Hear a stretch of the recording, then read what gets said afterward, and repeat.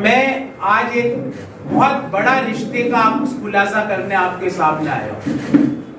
ये लेटेस्ट है मार्केट, सुनिए। ये अच्छा होता है, दवाई लिखने वाले को भी कुछ मिलता रहता है। आप जानते होंगे डॉक्टरों की कॉन्फ्रेंस बाहर क्यों होती है वो बता रहे हैं, क्योंकि वो दवाई कंपनियां वाले उनको रिश्वत दे के बेचते हैं। ये अडानी के जहाज में थे और 14 के बाद प्रधानमंत्री जी के जहाज में अडानी जी। इस रिश्ते को क्या नाम देवे कि जहां जहां प्रधानमंत्री जी जाते उस डेलीगेशन में अडानी जी भी होते, और जैसे ही प्रधानमंत्री जी वापस आते उस देश की प्रमुख कंपनी के साथ अडानी की कंपनियों का एमओयू हो जाता। उस रिश्ते को क्या नाम देवे कि मॉरिशस के जरिए शेल कंपनियों के थ्रू अडानी को पैसा मिलता गया और हमारी एजेंसीज आंख मूंद के बैठी रही। उस रिश्ते को क्या नाम देवे कि भले कोई राज्य हो, झारखंड का भी एक उदाहरण मैं आपके सामने लेके आया हूं कि यहाँ पर भी गोड्डा में एक बांग्लादेश सरकार के साथ एमओयू किया पावर जनरेटिंग यूनिट खोलने का, और वो काम अडानी को मिल गया। ये रिश्ता क्या कहलाता है? और मैं आज एक बहुत बड़ा रिश्ते का खुलासा करने आपके सामने आया हूं। ये लेटेस्ट है मार्केट, जो मैंने आपको बातें दोहराई वो मार्केट में थी, पर ये बात एक नई आई है। ये क्या है कि एक फंड है मॉरिशस में जिसने अडानी की कंपनियों में भी इन्वेस्ट किया, और उस फंड की ने एक कंपनी बनाई जो अडानी की कंपनियों में इन्वेस्ट कर रही है, और उस फंड ने एक कंपनी बनाई जिसको डिफेंस के ठेके मिल रहे हैं, मिनिस्ट्री ऑफ डिफेंस के, स्ट्रेटेजिक इंपॉर्टेंस के। ये मॉरिशस का फंड है। मैंने आज तक ऐसा नहीं देखा कि एक फंड को ओनर भी बन गया अडानी के साथ डिफेंस की फर्म में। ये इस फर्म का नाम है एलारा, ELARA। ये फर्म है मॉरिशस में। इसने निवेश किया अडानी की कंपनियों में। अडानी ग्रुप में निवेश करके एक कंपनी बनाई जिसका नाम है alpha design tech private limited, जिसमें अडानी भी निवेश कर रहा है और ये फंड भी निवेश कर रहा है, और ये alpha design tech private limited defence के ठेके ले रहा है। मैंने तो ऐसा कभी सहयोग देखा नहीं। और जैसे ही हम सवाल पूछते हैं कि भाई निवेशकों के पैसे कहां गए LIC और SBI में, हम सवाल पूछते हैं कि अडानी FPO लाता है हिंडनबर्ग रिपोर्ट के बाद, उसके बावजूद LIC उसमें पैसा लगाने को तैयार हो जाती है। ये कौन से दबाव काम कर रहे हैं? और ED और जांच एजेंसियां, अगर कोई विपक्षी दल का नेता सवाल भी पूछ ले तो उसके घर ED का छापा। अगर भारतीय CBI को अडानी के घर के एड्रेस नहीं पता, और जब सवाल पूछे जाते हैं, राहुल गांधी जी जब सवाल पूछते हैं तो उसको कार्रवाई से हटा दिया जाता है। आप कार्रवाई से तो हटा दोगे, पर वो सवाल जो देश के लोगों के दिलों में बैठ चुके हैं, और वो सवाल ये है कि ये मॉरिशस रूट से जो शेल कंपनियों के थ्रू पैसा आया, उस कंपनियों के असली मालिक कौन है, देश ये जानना चाहता है।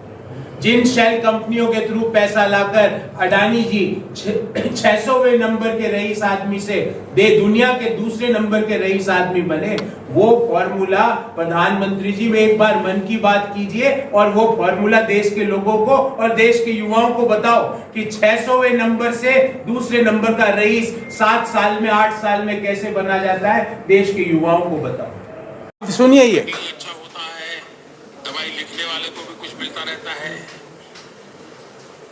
आप जानते होंगे डॉक्टरों की कॉन्फ्रेंस बाहर क्यों होती है वो बता रहे हैं, क्योंकि वो दवाई कंपनियां वाले उनको रिश्वत दे के बेचते हैं। ये विदेशी धरती में देश के जो डॉक्टर्स हैं उनके बारे में लिखा जा रहा है। अब आप ये बताइए, आपने कहा विदेशी धरती, सुप्रीम कोर्ट के जज ने जो बोला, सिटिंग जजेस ने क्या बोला कि देश का संविधान और देश का लोकतंत्र खतरे में, 3 सिटिंग जज ने बाहर आके। राहुल गांधी जी ने तो वही बोला। हमने तो कभी ये नहीं बोला कि अरे यार कहाँ पैदा हो गए, हिंदुस्तान तो एकदम बेकार है। इसमें वो किसको गाली दे रहे हैं आपको पता है? आपके, मेरे, हम सबके माता पिता को, हम सबके दादा दादी को, वाजपेयी जी को भी दे रहे हैं, क्योंकि 8 साल तो वही चला रहे थे। वाजपेयी जी ने कुछ नहीं किया इनके अनुसार। तो ये जो है ना, ये 101 नुस्खे हैं ना अडानी से भागने के, उसका नुस्खा नंबर 3 है। अब अभी नुस्खा नंबर 5 चल रहा है मार्केट में। ये 3 आउटडेटेड हो गया।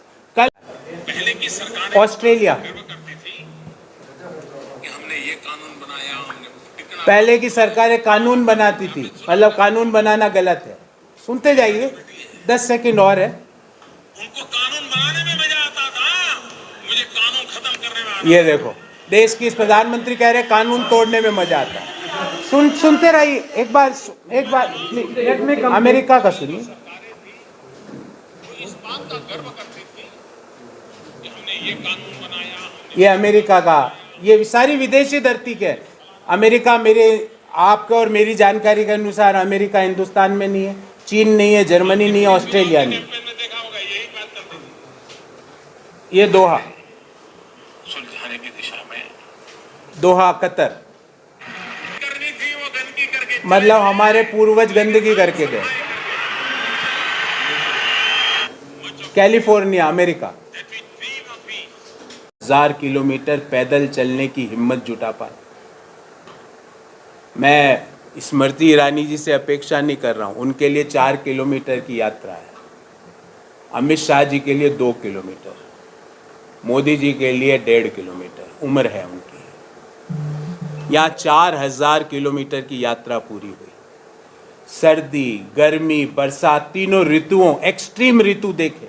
जब यात्रा शुरू हुई कन्याकुमारी से, जब मॉनसून था वहाँ पर, बरसात को चीरते हुए जब ये यात्रा नॉर्थ इंडिया में पहुँची तो यहाँ पे ठंड का मौसम था।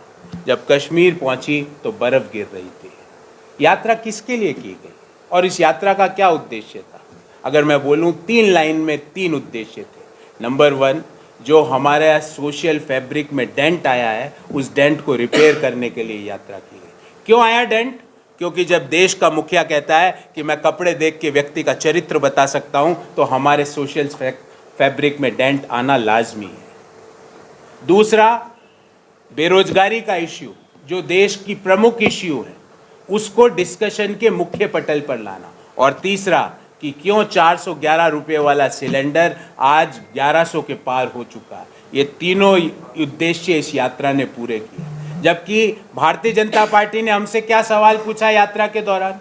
सर्दी क्यों नहीं लगती, खाते क्या हो, टी शर्ट कौन सा है, जूते कौन सी कंपनी के हैं, लेस क्यों नहीं बांधते, दाढ़ी क्यों नहीं कटवाते, बाल क्यों नहीं बनाते, रहते कैसे हो, रात को कितनी बजे सोते हो। ये सवाल थे, ये सवाल थे। और जैसे जैसे वो ये सवाल पूछ रहे थे, देश के लोग इस यात्रा से जुड़ रहे थे।